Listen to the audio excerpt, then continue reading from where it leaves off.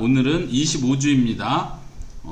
큰 제목에 보면 말씀과 성례에 관하여 이렇게 해서 25주를 시작하는데, 오늘 25주는 성례 전체에 대한 전반적인 거에 대해서 배울 거고, 그 다음 주 26주, 27주에 걸쳐서는 성례에 대해서, 세례에 대해서 배울 거예요. 그리고 28주부터 30주까지는 성찬에 관해서 배울 거예요. 그래서 오늘 25주에서 하는 것은 세례와 성찬을 합쳐서 성례라고 하는데, 이 성례에 대해서 오늘은 배웁니다. 65문답 같이 읽고 답할게요. 오직 믿음으로만 우리가 그리스도와 그의 모든 은덕에 참여할 수 있는데, 이 믿음은 어디에서 옵니까? 성신에게서 옵니다. 그분은 거룩한 복음의 강설로 우리의 마음에 믿음을 일으키며 성례의 시행으로 믿음을 굳세게 하십니다. 네. 질문은 믿음은 어디에서 옵니까? 이거예요. 그 믿음을 설명하면서 우리가 믿음을 통해서 예수님의 모든 공로로 얻은 혜택들, 복에 참여할 수 있는데, 그 믿음이 어디에서 옵니까? 대답은 간단하게 성령님에게서 옵니다. 그리고 설명하기를 복음의 강설이 뭐죠? 어려운 표현이죠? 복음을 설교하는 것, 복음을 이렇게 말하는 것을 가리켜요. 설교라고 이해하면 되겠고, 복음의 강설로 우리 마음에 믿음을 일으키십니다. 누가요? 누가 믿음을 일으켜줘요? 믿음이 생기게 하시는 분은 성령님이시다. 이 이야기예요. 네. 그래서 우리는 그 믿음을 통해서 질문에서 말한 것처럼 예수님께서 우리를 구속하시면서 얻으신 모든 혜택들을 우리는 믿음을 통해서 참여하게 됩니다. 그 믿음을 성령님이 일으키시고 성령님이 주십니다. 그리고 또 하나 설명하는 게 성례에 대한 이야기를 해요. 성례를 행함으로써, 시행한다. 성례를 행함으로써 그 믿음이 더 굳세집니다. 확증됩니다. 이런 의미예요. 그냥 두 가지를 지금 설명한 거예요. 믿음은 성령님으로부터 오는데, 하나는 성령님이 설교를 통해서 우리의 마음에 믿음을 일으키신다는 것. 또 하나는 성례를 통해서 어떻게 한다고요? 믿음을 더 강하게 튼튼하게 만드신다는 거예요. 이 두 가지를 잘 기억하세요. 그래서 제목에서 말씀과 성례라고 한 건데, 이 말씀을 통해서 믿음이 일어나고 성례를 통해서 우리의 믿음이 계속 강해진다. 그 성례는 뭐예요? 뭐라고 했죠? 성례는 뭐예요? 세례와 성찬을 가리키는 말이에요. 그러니까 우리가 세례의 성찬이 뭔지는 알죠? 그걸 이제 그 다음 주에 계속 이어서 자세하게 배울 거예요. 세례가 어떤 의미고 성찬이 어떤 의미인지, 거기서 시행되는 그 방법들을 더 자세히 살펴볼 거고, 66문답에 보면은 성례가 무엇입니까? 하고 똑같이 뭐래요? 여기서 그냥 단순히 성례는 세례와 성찬입니다. 이렇게 말하는 게 아니고 성례의 의미에 대해서 대답을 하는 거예요. 한번 봅시다. 66문답. 성례가 무엇입니까? 성례는 복음 약속에 눈에 보이는 거룩한 표와 이름으로 하나님께서 제정하신 것입니다. 성례가 시행될 때 하나님께서는 복음 약속을 우리에게 훨씬 더 충만하게 선언하고 확증하십니다. 이 약속은 그리스도와 십자가 위에서 이루신 단번의 제사 때문에 하나님께서 우리에게 제사함과 영원한 생명을 은혜로 주신다는 것입니다. 네. 성례는 그 앞부분에서 성례를 간단하게 정의를 내려요. 성례는 복음 약속에 눈에 보이는 거룩한 표와 인입니다. 이것은 하나님이 제정하다, 만든 것입니다. 하나님이 딱 만들었어요. 뭘 만들었냐면 세례와 성찬을 하도록 만드셨는데, 그게 어떤 의미냐? 복음의 약속에 대한 눈에 보이는 표다. 표가 뭐예요? 표시라고 이해하면 돼요. 예를 들어 볼까요? 뭐가 있을까요? 표시. 방향 표시. 그치? 방향 표시도 표시죠. 예를 들면 방향 표시에 여기 서울이라고 써 있어요. 그러면 이 표지판이 서울이 아니고 이쪽으로 표지판이 가리키는 거기가 서울이라는 얘기잖아요. 이건 표시라고 그래요. 표시 자체가 어떤 걸 말하는 건 아니지만 표시가 뭔가를 의미하는 바가 있어요. 그걸 우리가 표시라고 하는 거예요. 근데 이 복음 약속, 하나님께서 복음에 대한 약속을 해주신 거에 대한 표시래요, 표시. 그럼 그 복음의 약속은 뭐예요? 그 아래 설명하는 게 그거예요. 제일 아래 보면 이 약속은 하고 약속을 설명하고 있죠. 이건 이따 살펴보고 이 약속에 대한 표시이고 또 하나는 인이래요. 인은 뭐야?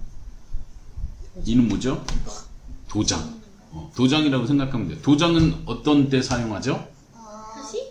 법 만들 때. 약속의 증거. 법 만들 때. 그 법을 만들 때 이거 확실합니다. 이게 나입니다 하고 보증할 때, 보장할 때 쓰는 거예요. 일반적인 도장도 얘기하지만 성경 배경에서는 예를 들면 가축에게 인을 찍을 때는 어떤 의미예요? 소유를 표시하는 거죠. 주인이 누군지를 표시하는 거고 이건 누구에게 속한 것이라는 걸 표시하는 거죠. 그런 의미에서 인이 있고 편지에서도 이렇게 이걸 개봉하지 못하도록 보증한다는 의미에서 이건 누가 썼다는 걸 보증한다는 의미에서 인을 치는데 그런 의미예요. 하나님이 우리에게 복음의 약속을 했어요. 예수님을 통해서 죄사함과 영생에 대한 약속을 했는데 그거에 대한 보증으로서 그리고 표시로서 세례와 성찬식을 한다는 거죠. 그게 성례의 의미예요. 자, 그 다음에 그 아랫줄 문장 보면은 하나님께서는 복음의 약속을 우리에게 훨씬 더 충만하게 선언하고 확증합니다. 약속을 해주셨는데 그 약속을 충만하게 더 풍성하게 선언한다. 너는 구원을 받은 자다. 너는 나의 자녀다. 선언하시고 확증한다. 확신하게 해주시는 거.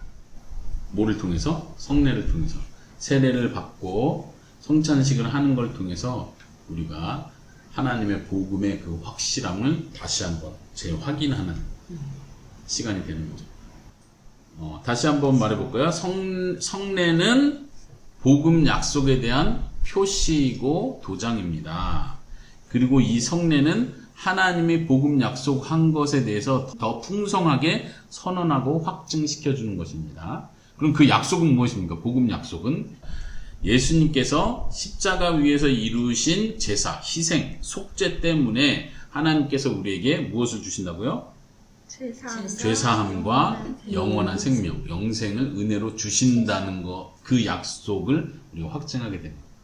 네. 자, 그러면은 67문답으로 넘어가겠습니다. 그러면 말씀과 성례 이 둘은 우리의 믿음을 우리의 구원의 유일한 근거가 되는 곧 예수 그리스도의 십자가의 제사로 향하도록 하기 위한 것입니까?